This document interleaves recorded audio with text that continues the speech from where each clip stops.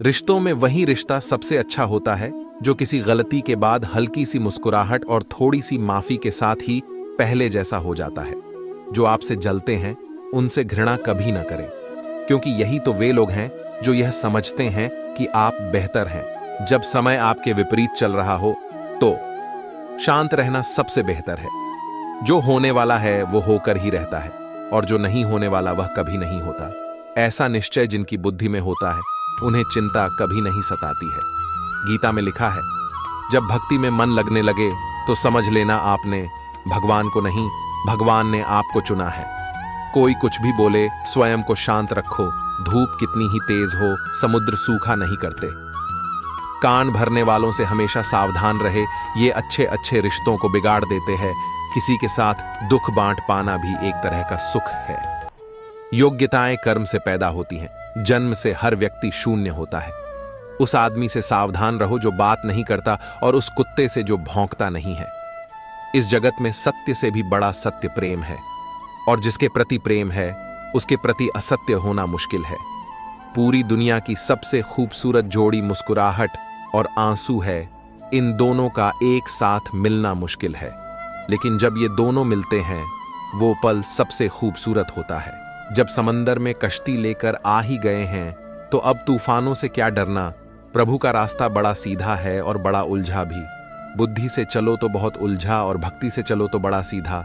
विचार से चलो तो बहुत दूर, और भाव से चलो तो बहुत पास। जिस दिन हम ये समझ जाएंगे कि सामने वाला गलत नहीं है, सिर्फ उसकी सोच हमसे अलग है, उस दिन जीवन से सब दुख दूर हो जाएंगे। इंसान को इंसान से दूर करने वाली सबसे पहली चीज है जुबान, और दूसरी चीज है पैसा।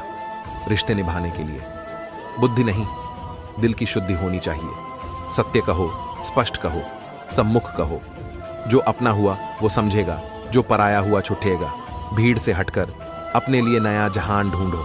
गलतियां सब निकालते हैं, आप समाधान ढूंढो। जो जरूरी है परमात्मा वो तुम्हें देगा, जब जरूरी है तब देगा।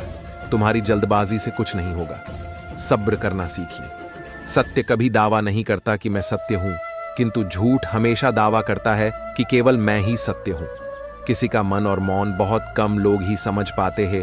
नियत साफ और मकसद सही हो तो यकीनन किसी न किसी रूप में ईश्वर भी आपकी मदद करते हैं। जब ऊपर वाला आपसे कुछ वापस लेता है तो ये मत सोचो कि उसने आपको दंड दिया है। हो सकता है कि उसने आपका हाथ खाली किया हो, पहले से कुछ बेहतर और अच्छा देने के लिए।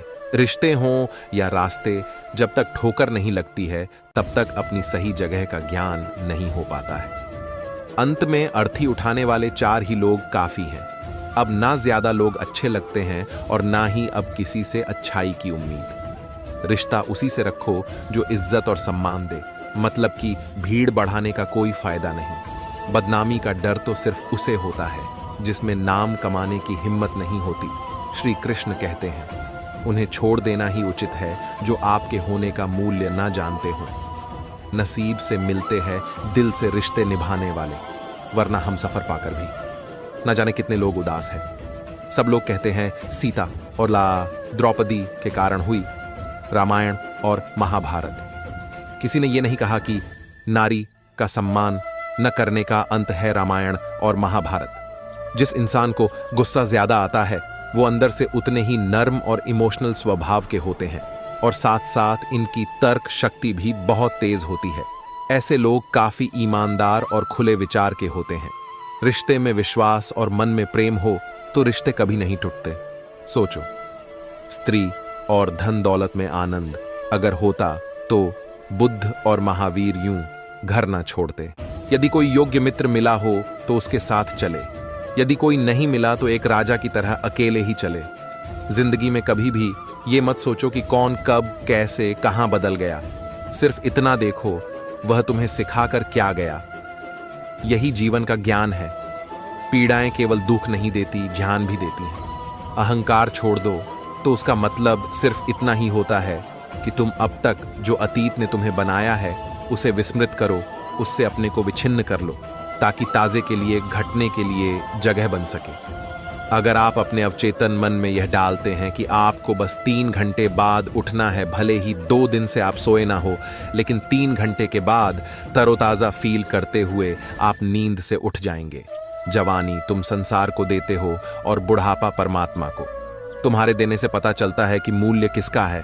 जवानी तुम व्यर्थ को देते हो और बुढ़ापा सबसे मूल्यवान को। जब शक्ति होती है तब तुम गलत करते हो, और जब शक्ति नहीं होती तो तब तुम कहते हो कि अब अच्छा करेंगे। स्वयं विचार करें, अगर आप दूसरों के विचारों से अपनी जिंदगी चला रहे हैं तो एक दिन आप खुद को एक पिंजरे में पाएंगे। अगर कोई रास्ता आपको डरा रहा है तो समझ लेना आगे बहुत बड़ी सफलता आपका इंतजार कर रही है। मछलियां भी खुश हो गईं ये जानकर, आदमी भी आदमी को जाल में फंसाने लगा है। जीवन एक रेलगाड़ी है, जब तक चलती रहती है लोग आते जाते रहते हैं। कभी तेज चलती है, कभी धीमी चलती है, कभी स्टेशन पे रुकती है। कुछ नए लोग आते हैं, कुछ पुराने उतर जाते हैं, पर सफर चलता रहता है। जब आखिरी स्टेशन आता है सब उतर जाते हैं, कोई साथ नहीं रहता। इसी का नाम जीवन है, तो हमेशा चलते रहो। जब अच्छा समय नहीं रहा तो बुरा भी नहीं रहेगा। इंसान का कुछ समझ नहीं आता। इंसान अपने बच्चों का जन्मदिन बनाने के लिए किसी बेजुबान का मरण दिन बना देता है। कभी कभी मन को मना लेना ही बेहतर होता है। हर जिद हमें खुशी नहीं देती। स्त्री हट के समक्ष सब बेबस है। स्त्री हट, अगर पत्नी किसी बात के लिए हट कर दे तो दुनिया का कौन सा पति अपनी पत्नी के हट को इनकार कर सकेगा। और तो और हमारे रामचंद्र जी महाराज को ही देखिए। सीता जी ने कहा, मैंने सुवर्ण मृग देखा है, मुझे वही मृग चाहिए। अब सुवर्ण मृग तो कोई होता नहीं। इतनी समझ तो गुरु मां एक बालक को भी होती है, एक साधारण व्यक्ति को भी होती है। लेकिन जानकी जी ने कहा कि सुवर्ण मृग मैंने देखा है और वह मुझे चाहिए। श्री राम के बार बार समझाने पर भी उन्होंने हठ नहीं छोड़ा। श्री राम को तो फिर उस मायावी मृग के पीछे जाना ही पड़ा। कैकेयी तो स्त्री हट का सबसे बड़ा उदाहरण है। उसने अपने पति से हट किया कि राम को 14 साल का वनवास दो और मेरे पुत्र भरत को राजगद्दी पर बिठा दो। यह न्यायोचित तो था नहीं, नीति विरुद्ध ही था। राजा दशरथ जानते थे कि उनके दिए हुए वरदानों का कैकेयी दुरुपयोग कर रही है, फिर भी उनको स्त्री हट के आगे झुकना पड़ा, मानना पड़ा उसके हट को। बात बाल हट। बच्चा अगर हट कर ले और उसकी जिद पूरी करने में पूरे परिवार को भी अगर जुटना पड़ जाए तो परिवार जुट ही जाएगा। हालांकि हट को तो बुरा ही माना गया है, फिर भी अगर बालक हट करे तो क्षमा दी जाती है। यह सोचकर कि बच्चा है, जिद कर रहा कोई स्त्री अगर हट से अपनी बात मनवाना चाहे तो उसका पति अथवा घर के अन्य सदस्य उसकी बात को मानते तो हैं, पर उनके लिए वह एक मजबूरी हो जाती है। दिल से तो वे उसके हट को अच्छा नहीं मानते हैं। मजबूरी में अगर पत्नी के हट को पूरा करना भी पड़े तो भी पति के दिल को कोई प्रसन्नता नहीं होती है। आप जैसा करते हैं वैसा ही फल मिलता है। अक्सर आपने कुछ लोगों को हमेशा परेशान रहते देखा होगा। वे किस बात से परेशान हैं, इसका अंदाजा लगाना सबके बस की बात नहीं, क्योंकि वे अपनी चिंता दूसरे से साझा भी नहीं करते हैं। दरअसल आदमी जैसा कर्म करता है वैसा ही फल उसे प्राप्त होता है। ऐसी कहानियां और कथाएं आपने काफी पढ़ी और सुनी होंगी। जागरण अध्यात्म में आज हम आपको इससे जुड़ी ही एक कहानी के बारे में बताने जा रहे हैं। एक समय की बात है, एक गांव में दो किसान थे। वे खेती के साथ साथ बागवानी भी करते थे। एक अपने बाग में आम उगाए थे तो दूसरे ने किसान ने लीची उगाए थे। फलों के सीजन में उनके बाग में अच्छी पैदावार हुई तो वे दोनों अपने अपने फल बाजार में बेचने के लिए गए। बाजार से लौटते समय उन दोनों ने अपने लिए 5-5 किलो फल बचा लिए थे। वापस लौटते समय दोनों किसान रास्ते में मिले। दोनों एक दूसरे से बातें करने लगे। आम वाला किसान बोला, मैंने फल बचा तो लिए, लेकिन इस बार खूब फसल हुई, हम लोगों ने खूब आम खाए, अब खाने का बिल्कुल भी मन नहीं है। लीची वाले किसान ने कहा, यही हाल मेरा भी रहा, इस बार लीची की अच्छी पैदावार हुई है।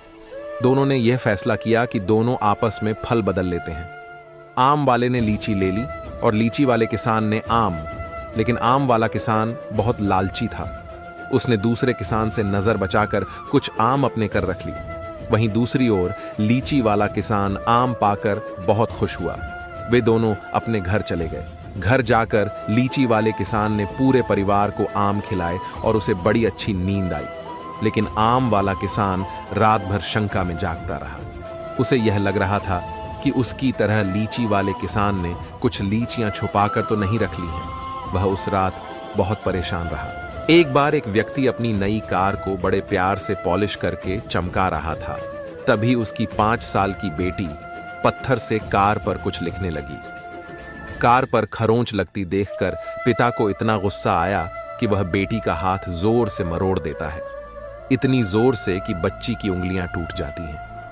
बाद में अस्पताल में दर्द से कराह रही बेटी पूछती है, डैड, मेरी उंगलियां कब ठीक होंगी? गलती पर पछता रहा पिता कोई जवाब नहीं दे पाता। वह वापस जाता है और कार पर लातें बरसाकर गुस्सा निकालता है।